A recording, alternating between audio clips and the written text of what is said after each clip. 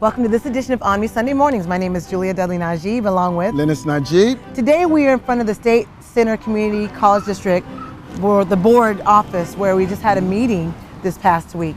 And the meeting was very important because we're talking about a $425 million bond, roughly that's the cost of it, that is going to be breaking down so that the district is able to have some funding for the different projects that are to arise. However, there were a lot of problems that were happening that were discussed during this board meeting. Yeah, one of the problems was the allocations or the equity of the funds that's available to the west side of Fresno. And so we're going to be breaking that down. So we're going to be breaking down in details of how this will benefit the students of the future. And we're talking maybe around, for the next 20 years, as he's explaining, for these different bonds that was issued. Right. And so I think that was over a 5-year term, I believe. Yes, it's a 5-year term, but it's going to be help the future of the students up to about 20 years, because a lot of the buildings are old and antiquated. We talked about that. Yes. Yeah. So they went into some details about what's going on there and the need that we have to fulfill in these different communities that's not been fulfilled yet. So we do look forward to talking to you about that during our program, and also we want to be able to talk about the passing of 2 icons here shortly. Ms., we call her Mama, Geneva Bell Spears, and also Mama Spears. Yeah, Mama Spears. And also the great Earl Watson, who was great in many ways. Not only was he a war hero, but he was a doorman to the stars. And so we'll be talking about that briefly. We want to remind people, though, first about the myonme.com. This is the hub where people can get all their information, where they are able to find out about all the different, I'll say, media properties in the Valley. So we've been connecting and making sure that people can go to one location to be able to find information, whether they're traveling to Bakersfield, Merced, Modesto, Madera, all those different locations. One thing about that is whether you're a media outlet, if it's a paper, magazine, television, or whatever, they can go to that one hub and get their information in detail about what's happening. Because we're tired of finding out the day after or the day of what's really going on, whether it's in Bakersfield, Madera, Hanford, or Merced, So this is a way where you can get to that information. And we're still challenging people to go to the myonme.com website, where you can sign up. Valley Black Talk Radio, we have that the ONME calendar, and through that calendar you can at least tell us the events that are happening, because we would love to talk about it on this program. And if we have it enough time in advance, 3 to 4, at least 4 weeks, we would love to be able to highlight some of those things that are taking place. In fact, we have KP Crayon, Karen Parrish, that's doing the free event that's coming up next week, and free to laugh out loud at ourselves. Funny and favorite. And so we want to make sure you get a chance to look at that at St. Joseph's Baptist Church, and that's going to be on Saturday, October 3rd. And that's KP Crayon, otherwise known as Karen. She's definitely funny and dynamic, and with Feather as a host, you're really gonna have a good time. Yeah, she's fun spirit. She's gonna put a spirituality twist in a comedian to make you laugh and maybe think and laugh at the same time. So nothing like having some fun Christian comedy, but it's clean, but she makes it so appealing you wouldn't even know that it's Christian comedy. It's just life, things that we go through. Yes. So we hope that you get a chance to take a look at that. We also want to honor the passing of a great icon who was also a trailblazer in our community.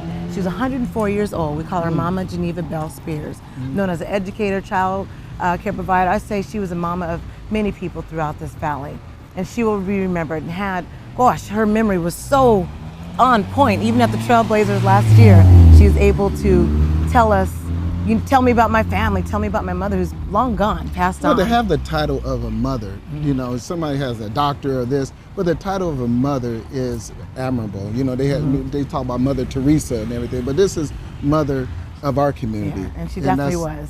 A good heart, kind soul, much history. And also we want to make sure we honor the passing of the Earl Eugene Watson. And Earl the Pearl was the doorman to the stars, World War II veteran, and he was like a war hero, built the Rhine River, fought at the Battle of the Bulge. This was big stuff, these icons that have passed on. So he will definitely be remembered, and 90 years of history and being able to have 69 years with his wife, Melba. It was he was a fantastic man to know. One thing about it too is, for our audience out there, it's good that we reflect on the icons and the legends, and we appreciate that. And again, we are so glad to be able to cherish and honor these icons in the Valley, find out more about them at the African American Museum. After the break, we're going to be talking about the State Center Community College District Board meeting. We'll be right back.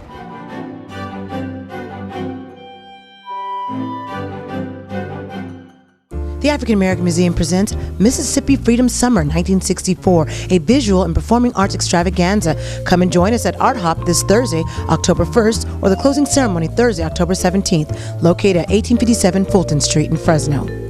Join us at the Homecoming Weekend Sunday Brunch to fight against cancer, October 11th at Toledo's Mexican Restaurant. The fundraiser is for Steve Shelley, who is currently in that fight to win. Toledo's Restaurant is located off of 367 East Shaw Avenue, the corner of Shaw and Fresno Streets, 11:30 a.m. to 3:30 p.m. Hey Fresno, we had a 25% reduction in water for the month of September, but we've got some work to do because we are still facing $10,000 in fines. Let's get to that 28% that the governor wants us to get to and that we want to get to by honoring this watering schedule. No watering on Mondays, Thursdays, and Fridays. Odd number addresses are on Tuesdays and Saturdays. Even numbered addresses are on Wednesdays and Sundays. No watering between 6 a.m. and 7 p.m. Let's make it a happy place for us. This message has been brought to you by the City of Fresno.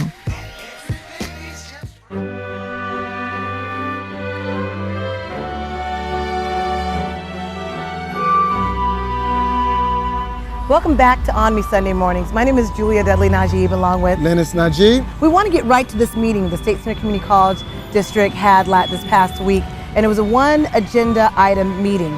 And we saw that the interim chancellor, Dr. Bill Stewart, was very passionate about making sure that that $425 million bond issue that we've been talking about for the funding was not only understandable by the Board of Trustees and the community, that the Board of Trustees all were on one accord. Mm-hmm. One thing that he wanted to emphasize is he wanted to make sure that Oakhurst Community Center and also the Math and Science Department building is funded, and they had a certain funds that will be available up to $50 million for a new Math and Science Department and building. So that's very doable.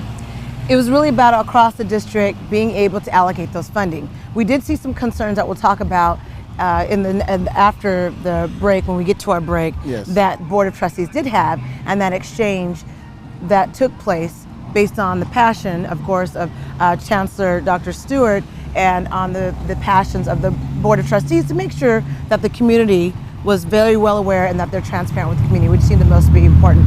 We also had Mayor Ashley Swearengin, who appeared and talked about some of the challenges that they had and the promises that were made in the past when she was not the mayor that just could not be fulfilled now. And that seemed to be a frustration for certain members of the Board of Trustees as well. One thing that she did mention that I was very keen to is she wanted to go into a partnership with the city of Fresno, with the bond measure, and offered to propose a budget of about $150,000. Right. So that was something that he was open to.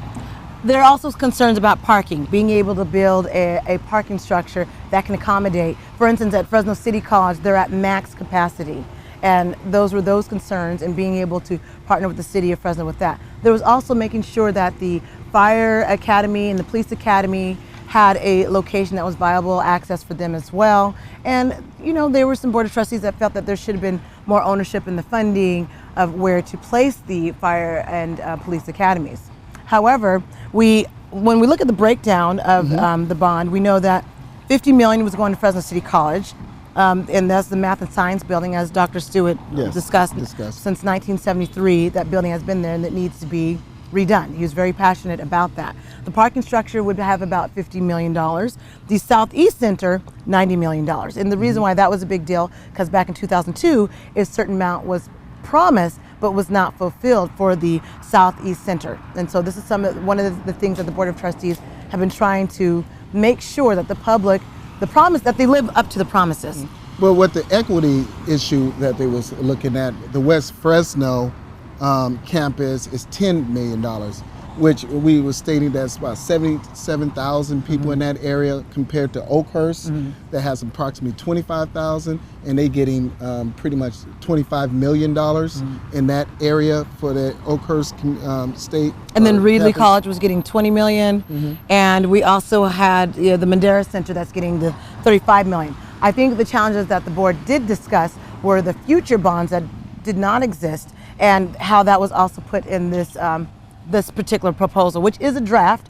But again, the Dr. Stu is making sure that the public is well aware of that there's elections coming up and that there's a process. They need to get it out to the community. And so let's take a look at a few of those excerpts right now. After our presentation and question and answer, I hope the board will enter into a very robust discussion among yourselves. Our staff, the administration, the people on our campuses, we have been working hard on this. We are ready to go. Is the board ready to go is the question. And are you ready to move forward at this point? All right? I think you need to have a very robust discussion among yourselves. We again will answer any questions that you have that we can. I hope at the end of this meeting we will be able to reach consensus on most of the things we're going to discuss tonight. And by consensus, I'm talking about as a board, yes, we're going to move forward and we're going to get it done. It is time to make some decisions as to what we're going to do. If we cannot do that, I think we're probably going to miss another half a year of work on a bond. And I get concerned when I hear about the roadblocks rather than the let us help you, and the attitude that we were experienced with Mayor Autry and Nikki Vino, Al Solis. Yes, sir. Well, Trustee Patterson, what I can tell you is that at some point, if we know that our growth pattern has created generations of disinvestment throughout the major portions of this city and service challenges within our current city limits, at some point, we have to stop repeating our past mistakes. And it is so painful to be the one to say no. It is so painful to be in this chair and in leadership, to be at this time when we're trying to correct past mistakes. So in exchange for what I know is inconvenience at the very least, and potentially many other things that you're having to consider walking away from, at the very least, can we help you find a site within city limits that is already served by water, sewer, that's served by police and fire, that is served by transit? I mean, that is absolutely our interest, is greenlining a site that could be mutually acceptable to the city and to the district. And you know, ultimately, I respect the direction of your board, and you know, well, I'll just leave it at that. And thank you for your comments. So we just got through watching an excerpt where Dr. Bill Stewart was very passionate. Also, the mayor was very passionate, and the exchange between the trustees. And at least, you know, Mayor actually sworn to say, hey, we can't live up on all the promises because I wasn't there when that happened. But here's what we can do. You know, we just don't have the funding. And, you know, as we know, the city of Fresno, as far as the credit rating, has gone up to an A3 rating status from the B status. So there are some changes that have been happening with the city of Fresno, and there are certain things that they can and cannot do. The important part is they came here, they represented, and they, after offer to, brought some assistance to this state community center here, Fresno Center here, and to help with that. So after the break, we're going to talk about some of those concerns, see some of the issues that the board members did have. You're watching ONME Sunday Mornings. We'll be right back.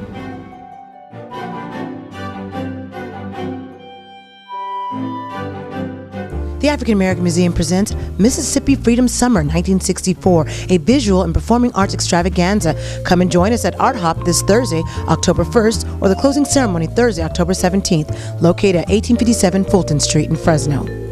Join us at the Homecoming Weekend Sunday Brunch to fight against cancer, October 11th at Toledo's Mexican Restaurant. The fundraiser is for Steve Shelley, who is currently in that fight to win. Toledo's Restaurant is located off of 367 East Shaw Avenue, the corner of Shaw and Fresno Streets, 11:30 a.m. to 3:30 p.m. Hey Fresno, we had a 25% reduction in water for the month of September, but we've got some work to do because we are still facing $10,000 in fines. Let's get to that 28% that the governor wants us to get to and that we want to get to by honoring this watering schedule. No watering on Mondays, Thursdays, and Fridays. Odd number addresses are on Tuesdays and Saturdays. Even numbered addresses are on Wednesdays and Sundays. No watering between 6 a.m. and 7 p.m. Let's make it a happy place for us. This message has been brought to you by the City of Fresno.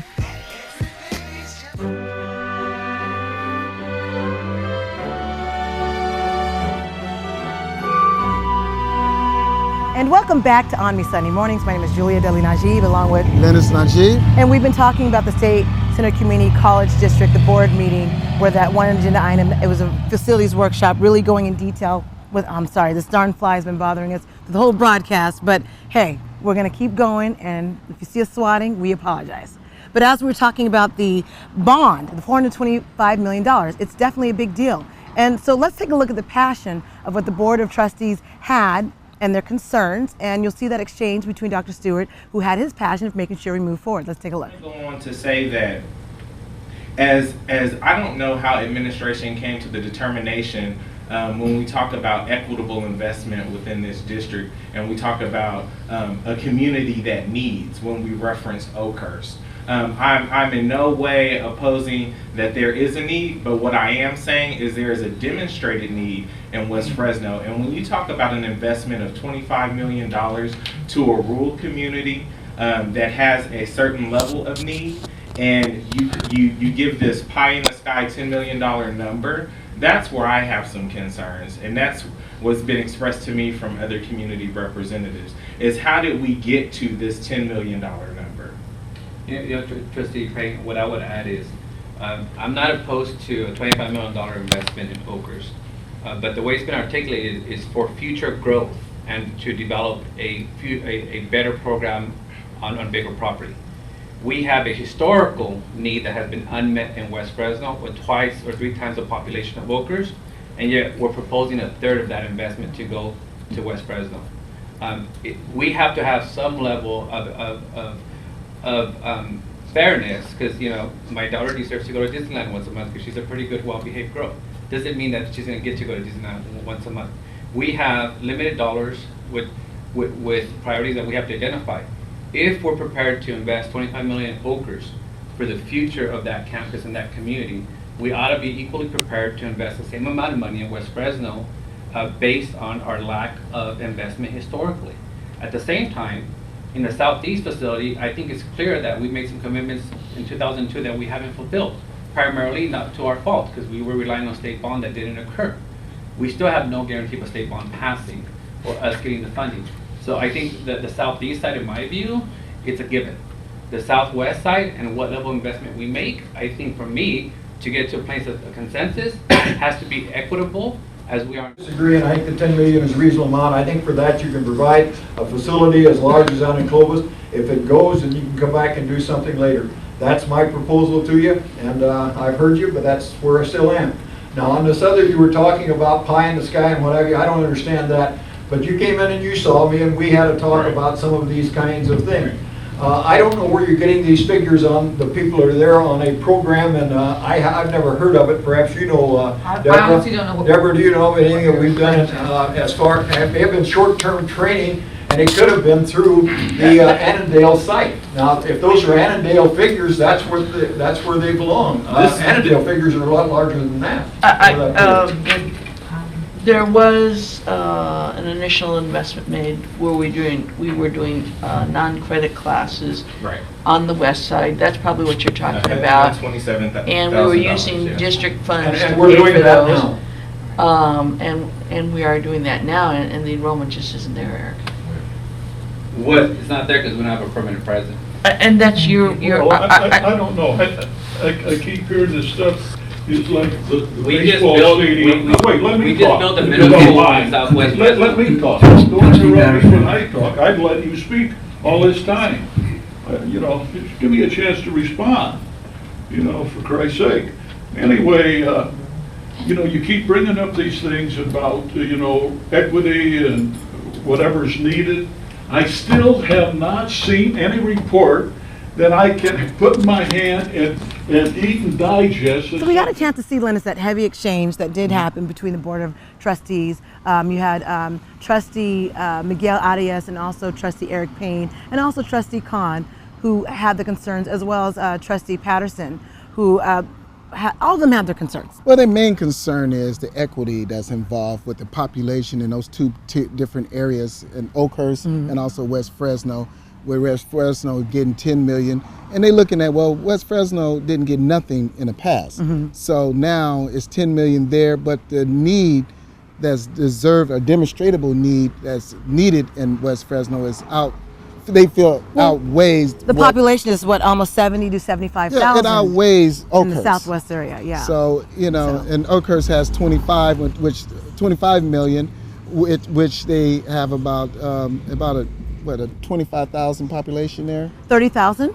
across the board. There. And I know that the argument was brought up about, well, those particular students can come to Fresno City College. Fresno City College already impacted here, as well as with the parking. Those were the issues that they talked about. And so they said Southwest Fresno does need to have, a location just for the students in that area, because it is already over impacted. And so those are the challenges that we saw and the exchanges. And I know it's not, either way, it just has to be equitable. That's what the trustees were saying. But everyone's talking about moving forward with this plan and making sure that there is money going to these different locations, but equity is the most important factor.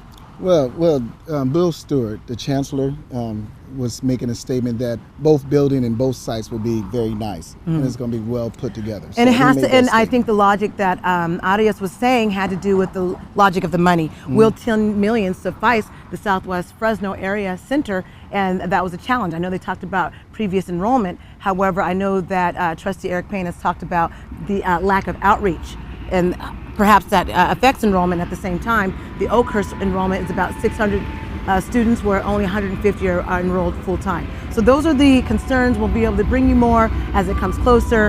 And after the break, we're going to be talking with, looking at the expert, Valley Black Talk Radio, CDFI. You're watching ONME Sunday Mornings. We'll be right back.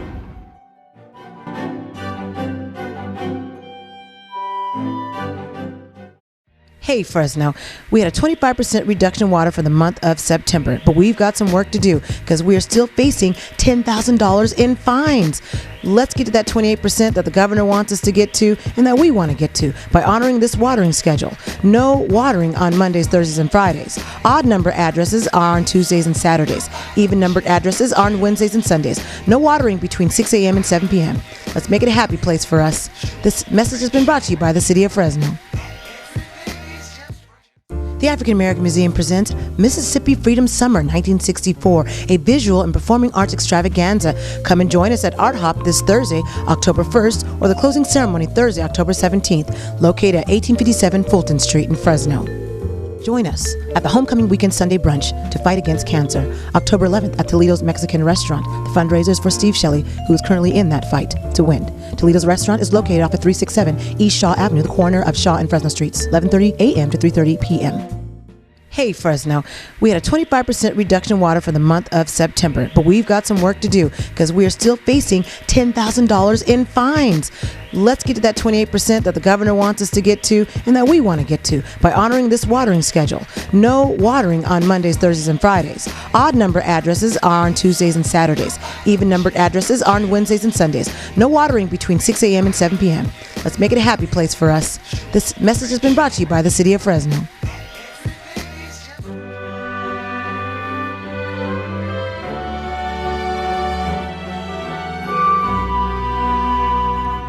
Welcome back to ONME Sunday Mornings.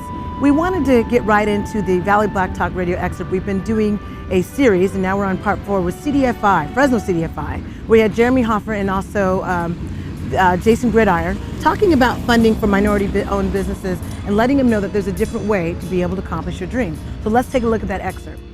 And that brings another question to mind in terms of how do your outreach and your marketing in terms. I'm looking at in my community in particular, how few businesses there are who really.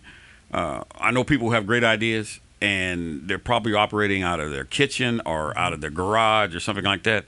And I'm just wondering what kind of are you equipped to do an outreach that would get those folks interested and get them in line with maybe being a new entrepreneur that could go mainstream, if you will? I mean, I'll say we definitely are equipped as far as capacity.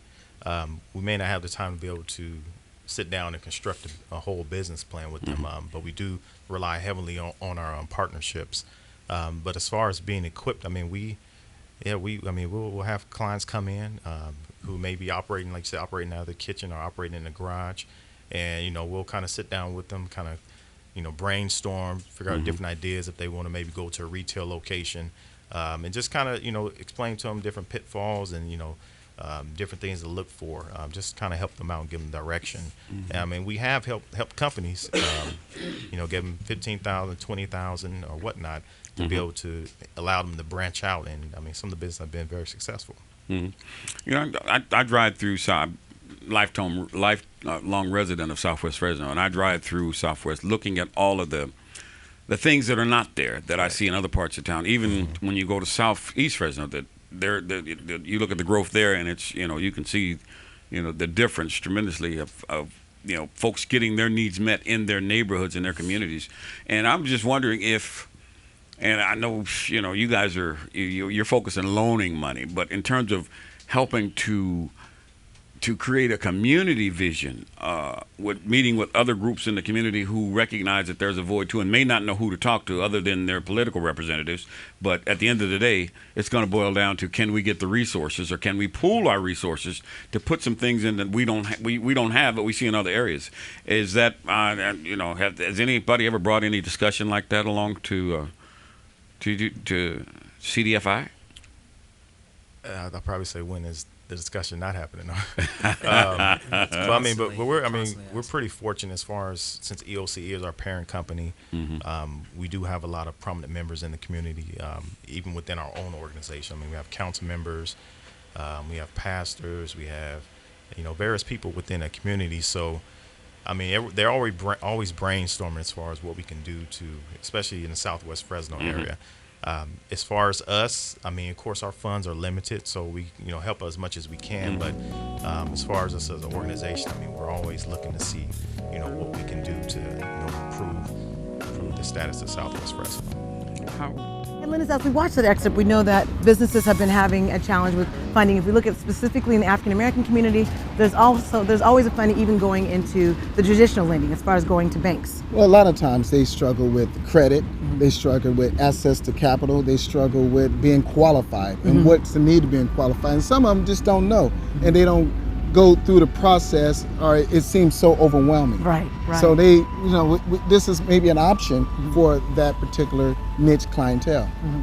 And so we'll keep bringing you this information, and eventually it'll also be available online, so you can go back and review the information, because it's very important for us to know how to get access to capital.